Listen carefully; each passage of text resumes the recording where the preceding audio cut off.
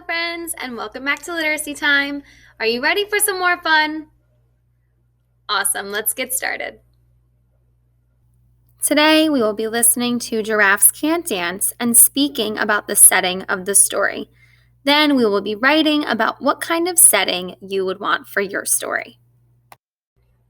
Let's go over the parts of a book. So, we have our front cover, which tells us the title of the story, which is the name of the book. We have the author and the illustrator down here. And now, what does the author do? Writes the words. Good. And what does the illustrator do? Draws those beautiful pictures. Yes. If we turn to the back cover, we sometimes have pictures or maybe some words about the story on the back. Then we have the spine, which holds the book together. Good. So we read this story yesterday and we talked about characters and the character Gerald, there's a space, and how he was feeling compared in the beginning of the story to the end of the story. Now today we're going to be talking about the setting of the story. And just a reminder, the setting is where the story takes place. So let's go through the story. Gerald was a tall giraffe whose neck was long and slim, but his knees were awfully crooked and his legs were rather thin. He was very good at standing still and munching shoots off trees. But when he tried to run around, he buckled at the knees.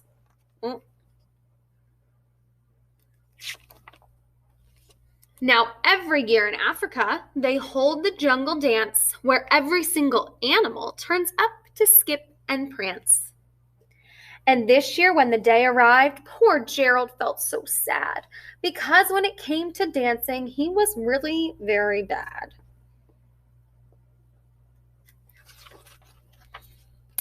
The warthogs started waltzing, and the rhinos rock and rolled. The lions danced a tango that was elegant and bold. The chimps all did a cha-cha-cha with a very Latin feel, and 8 baboons then teamed up for a splendid Scottish reel. Gerald swallowed bravely as he walked toward the floor, but the lions saw him coming and they soon began to roar. Hey, look at clumsy Gerald, the animals all sneered. Giraffes can't dance, you silly fool. Oh, Gerald, you're so weird. I don't like these other animals. They're not very nice. Gerald simply froze up. He was rooted to the spot. They're right, he thought. I'm useless. Oh, I feel like such a clot. So he crept off from the dance floor and he started walking home. He'd never felt so sad before. So sad and so alone. Then he found a little clearing and he looked up at the sky. The moon can be so beautiful, he whispered with a sigh. Excuse me, coughed a cricket who'd seen Gerald earlier on, but sometimes when you're different, you just need a different song. Listen to the swaying grass and listen to the trees. To me, the sweetest music is those branches in the breeze. So imagine that the lovely moon is playing just for you. Everything makes music if you really want it to. With that, the cricket smiled and picked up his violin. Then Gerald felt his body do the most amazing thing. His hooves had started shuffling, making circles on the ground. His neck was gently swaying, and his tail swishing round.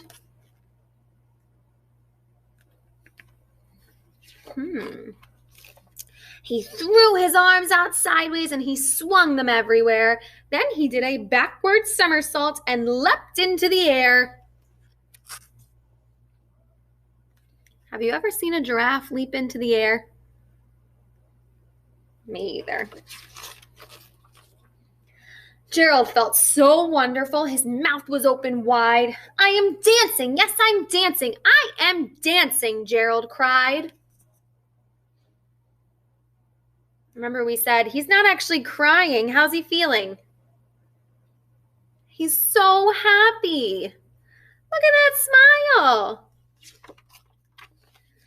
Then one by one, each animal who'd been there at the dance arrived while Gerald boogied on and watched him quite entranced.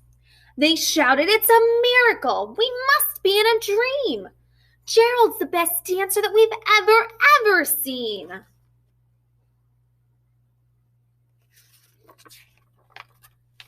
How did you learn to dance like that? Please, Gerald, tell us how. But Gerald simply twirled around and finished with a bow. Then he raised his head and looked up at the moon and stars above. "We all can dance," he said, "when we find the music that we love." I hope you are paying attention to the setting of the story. Today, you will need some crayons, a blank sheet of paper, and a buddy to talk with. So we know that the setting means where the story takes place. Now, if we're thinking about this story, Giraffes Can't Dance, what is the setting of that story? Think. Where are they? What kind of characters are in that story that might make sense in that setting? Where is the setting, or what is the setting, of Giraffes Can't Dance? Need a little reminder?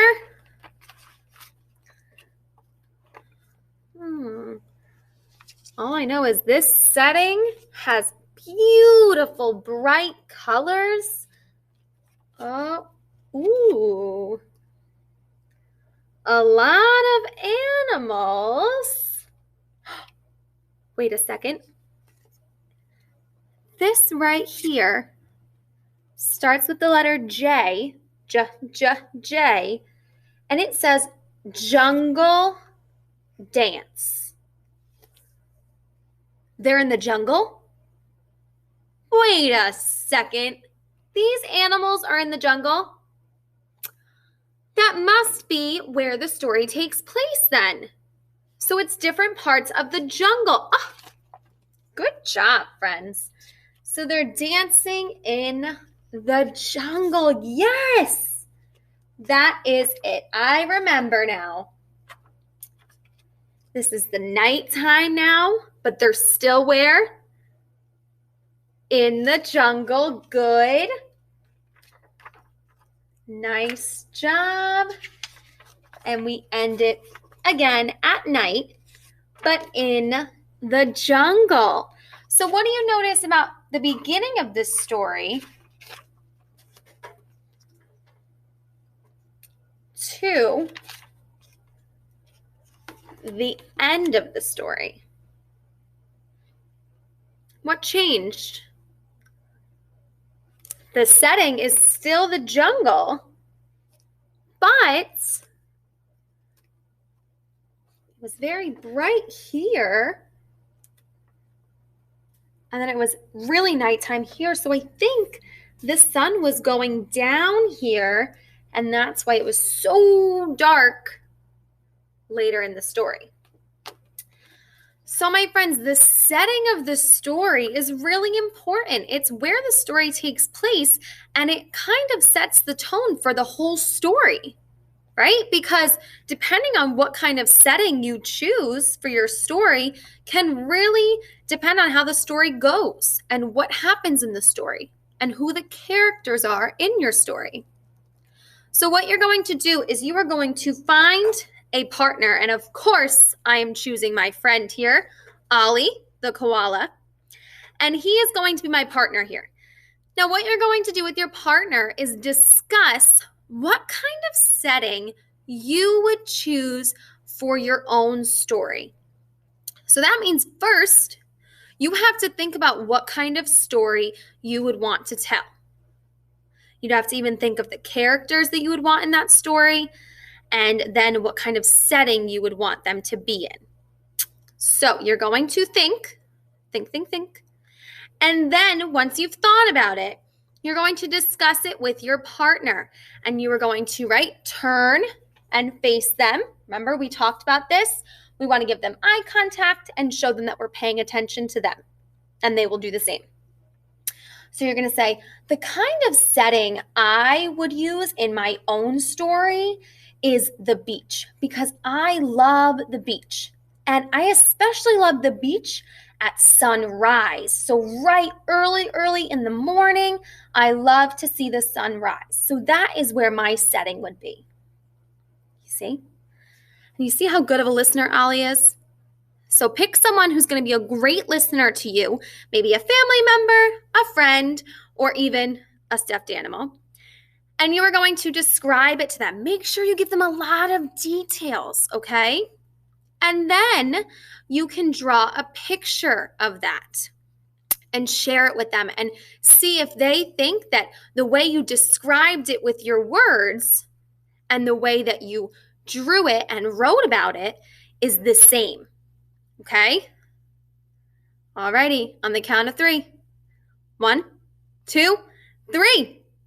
Go. Wonderful job today, friends. I hope you all had a great time, and I will see you tomorrow for some more literacy time. Bye.